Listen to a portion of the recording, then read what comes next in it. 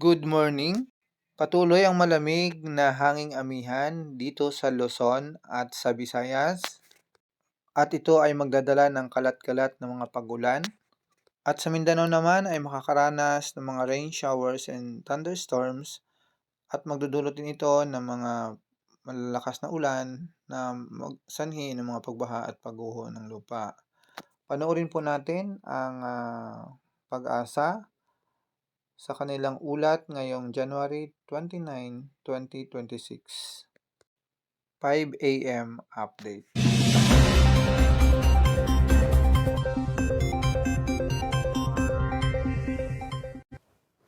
Magandang umaga po sa ating lahat. Narito ang ating weather update para sa araw ng Huwebes, January 29, 2026. Malamig na panahon pa rin ang inaasahan sa malaking bahagi ng ating bansa dahil sa patuloy na pag-iral nitong northeast monsoon dito sa may Luzon at Visayas. Samantala, para naman sa mga kababayan natin dito sa may Mindanao, inaasahan po natin mga localized thunderstorm ang posible magdala ng mga pag-ulan sa kanila, lalo na sa hapon at sa gabi.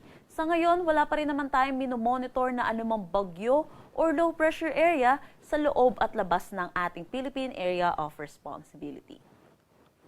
Para sa magiging panahon natin ngayong araw dito sa Luzon, dulot ng pag-iral nitong northeast monsoon or amihan natin, makakaranas ng maulap na papawirin na may mahihinang pag-ulan dito sa may Cagayan Valley, Aurora, pati na rin dito sa may Quezon. Para naman dito sa Metro Manila at nalalabing bahagi ng Luzon, makakaranas naman tayo ng bahagya hanggang sa maulap na papawirin na may mga isolated light rains.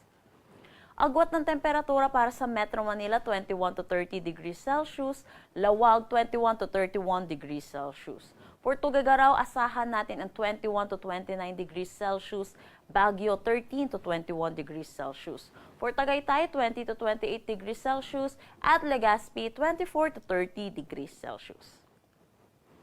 Para dito sa may Palawan, Visayas at Mindanao, maaliwalas na panahon naman ang ating aasahan. Pero magkaiba lang yung weather system na inaasahan natin na posible magdala ng mga pag-ulan sa kanila. Dito sa may Northern Samar, Eastern Samar, Southern Leyte at kabuuan ng Mindanao, maaliwalas na panahon ang aasahan, bahagya hanggang sa maulap na papawirin.